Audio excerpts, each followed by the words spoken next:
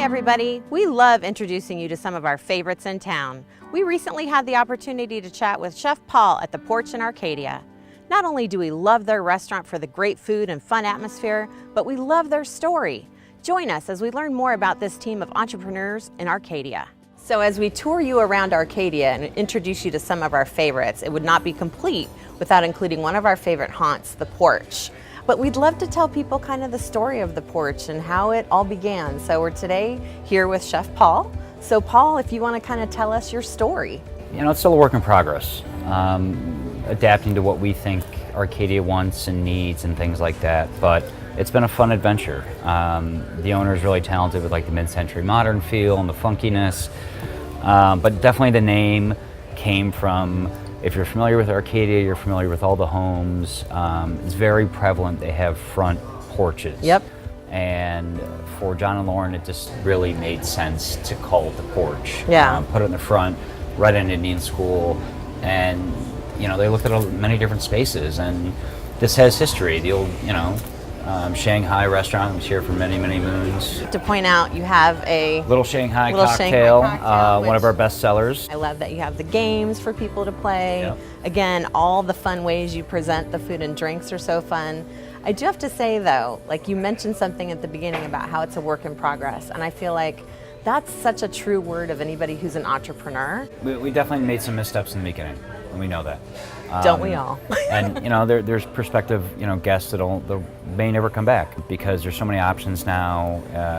Everywhere is, you know, four walls and food and drink. Service has to be on point, food has to be on point, cocktails, beer, everything on point. So we're working on a new menu yet again, because I look at a menu as real estate, and something on there really needs to earn its place to stay on there. We struggled with identity in the beginning. Like who are we, what are we, but I think we've sort of like, you know what, it's okay, we're like a melting pot. Yeah. So we're gonna have some really cool funky food coming up. Cool. On the new one. We're gonna have some, you know, different cuisine infusions and things Fun. like that. It is a bar. You can watch football here, you can bring the family here, you can bring girlfriends here, you know, the guys can come for a guy's night out.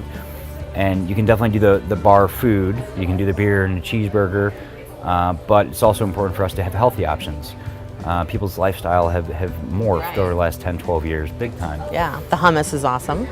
Yeah, I mean, just having, you know, vegetarian and vegan and having, you know, sort of a construct of you know, power bowls and protein driven instead of carbohydrates and things like that. So.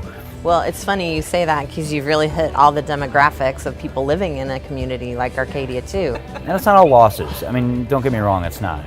We've definitely had epic wins along the way. But I think to strive, it's to never give up, you know, and it's not even to strive for perfection because, you know, perfection is limitation. Well, and I think it's great. We talked about it a little bit. You and the owners all live in this community. How long have you lived here? I've lived here 11 years. And I mean, there's all kinds of great places to open up a restaurant, but you guys specifically wanted to be a part of the community. Super important. The roots. Lauren, the owner, you know, grew up here, was born here, went to school here.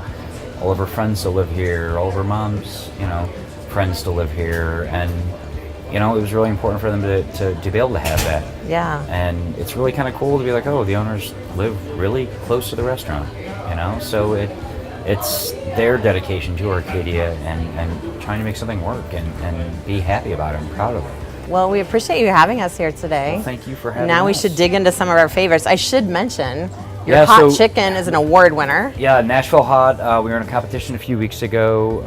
It's a really classic, you know, Southern dish. We of course put our own little spin on it.